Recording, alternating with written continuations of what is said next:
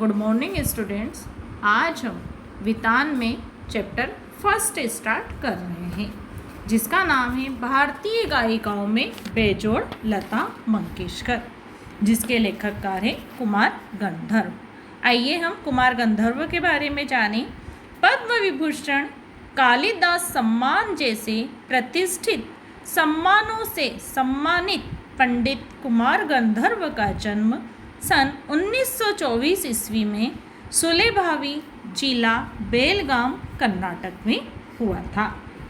इनका मूल नाम शिवपुत्र साड़ीदार मैया कामकली था।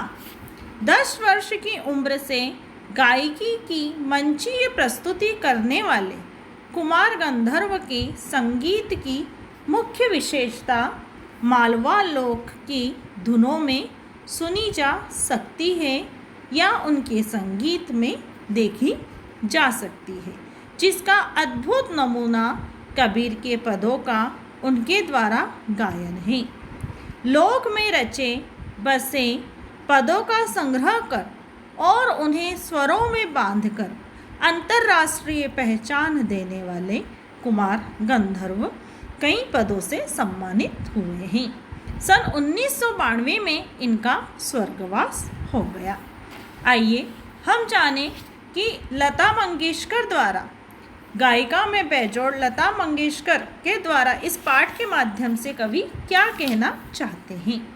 लेखक ने स्वर साम्राज्ञी लता मंगेशकर की गायकी पर नियमपूर्वक टिप्पणी की है। लता मंगेशकर के गानपन के बहाने लेखक ने शास्त्रीय संगीत और चित्रपट संगीत अर्थात फिल्मी संगीत के संबंधों पर अपना मत प्रकट किया है, अपने विचार व्यक्त किए हैं। संगीत जिंदगी को लय देता है, ताजगी देता है, हर मोड़ पर आने वाले उतार चढ़ाव से जूझने की ताकत देता है और मन को हमेशा प्रेरित करता है, उन्मुक्त करता रहता है। संगीत की दुनिया में ऐसा ही एक नाम है लता मंगेशकर। एक ऐसा सुर है जिसके एक महान शास्त्रीय गायक को कलम उठाने पर विवश कर दिया। मूल हिंदी में लिखी गई यह रचना भाषा की संगीतिक धरोहर है। यह एक ऐसी परख है जो न तो शास्त्रीय है और न सुगम है, बस एक संगीत है और गानपन की पहचान है। आइए हम जानें लता मंगेशकर की गायिका के बारे में। लता मंगेशकर एक विलक्षण गायिका थी। यहाँ पे बताया गया है, बरसों पहले की बात बता रहे हैं कि जब वो बीमार थे, लेखक बरसों पहले की बात कह रहे हैं कि वो जब बीमार थे तब एक दिन उसे रेडियो पर एक अद्वितीय स्वर सुनाई दिया। पहले के समय में टेलीविज़न तो हुआ नहीं करते थे, एक ही माध्यम था लोगों के पास, रेडियो का।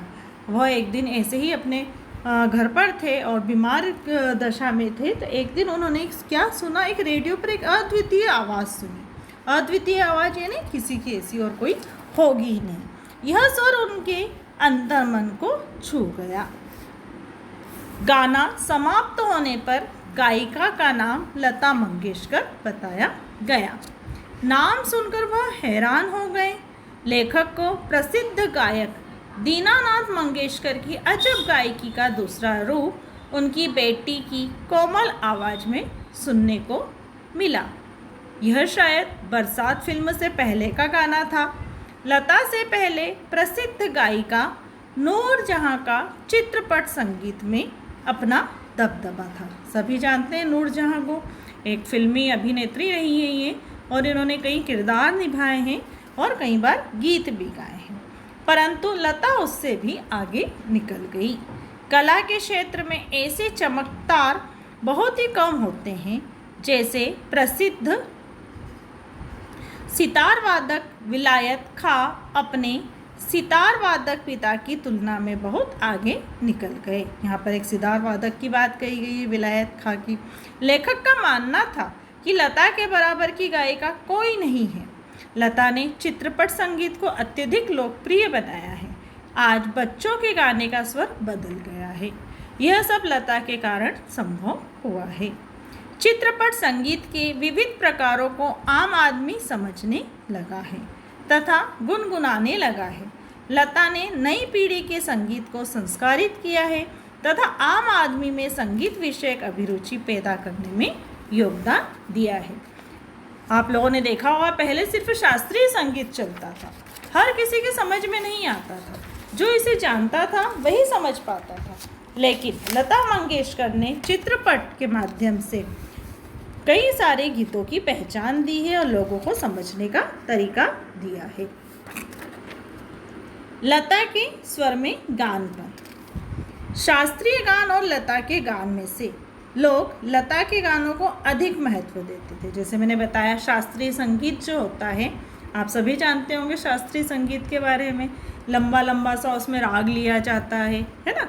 तो लोग उसे कम पसंद करते हैं। क्यों कम पसंद करते हैं? क्योंकि लोगों को समझ में नहीं आता। लेकिन लता के गाने हमेशा सरल भाषा में हुआ करते हैं, सीधे सीधे समझ में आते हैं।